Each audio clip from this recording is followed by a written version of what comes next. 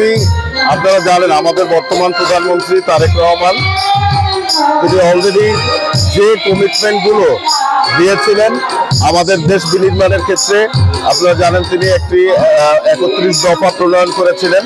তিনি মূলত আমাদেরকে ওই 31 দফার উপরেই কাজ করতে বলেছেন এবং আশা করি ইনশাল্লাহ আপনারাও দেখেছেন আমাদের 31 দফা মাননীয় প্রধানমন্ত্রী কর্তৃক প্রণীত ওই বিষয়গুলো যদি ওই 31 দফাগুলো যদি আমরা সত্যিকার অর্থে এই দেশে বাস্তবায়ন করতে পারি, সেইটাই আমি মনে করি আমাদের দেশ ইনশাল্লাহ সামনে একটি উন্নত রাষ্ট্রে পরিণত হবে। এটাই হচ্ছে আমাদের মাননীয় প্রধানমন্ত্রীর বার্তা। আপনারা তো বর্তমান সরকার ক্ষমতা এখন আছেন, আপনাদের দল জি সংখ্যালঘু এবং সংখ্যাগুরু এই বিবেক আপনাদের মধ্যে থাকবে কিনা? আমাদের মধ্যে আসলে এই সংখ্যালঘু কথাটা আমি ব্যক্তিগতভাবে মনে করি এটা অত্যন্ত একটা বিশ্রী একটি বিষয়। আমি সেটা মনে করি, কারণ একটি দেশ থাকে, সেই দেশে বিভিন্ন ধর্মাবলম্বী লোকজন থাকে, সেই ক্ষেত্রে কারা কিছু সংখ্যক লোক কম বেশি হতে পারে। যেমন আমাদের যদি আপনারা ইন্ডিয়ায় যান, ইন্ডিয়া কিন্তু মুসলমানদের সংখ্যা কম। এখন সেই ক্ষেত্রে আমরা যদি কোনো নাগরিককে সংখ্যালঘু বা সংখ্যাগুরু এই হিসেবে বিবেচনা করি, আমি মনে করি একটি দেশের ক্ষেত্রে দেশের নাগরিক হিসেবে আমি মনে করি এটা অত্যন্ত লজ্জাজনক এবং দুঃখজনক বিষয়, যেটা কখনোই কোনো দেশের নাগরিকদের এইভাবে বিবেচনা করা কখনোই উচিত না।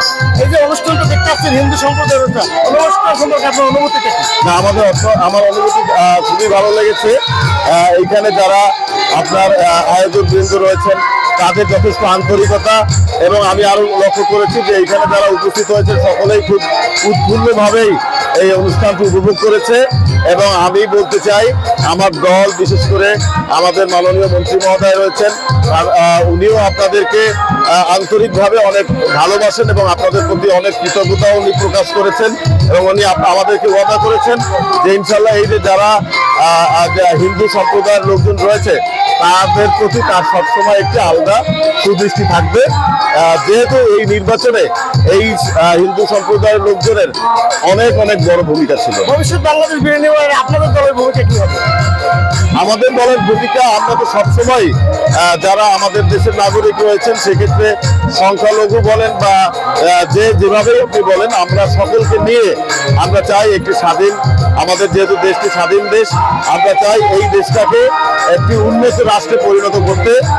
আমাদের আপনারা জানেন যে বর্তমান ফ্যাসিস্ট সরকার, এর আগের যে ফ্যাসিস্ট সরকার ছিল সেই ফ্যাসিস্ট সরকার দেশকে অর্থনৈতিকভাবে অনেকটাই পঙ্গু করে রেখে গিয়েছে।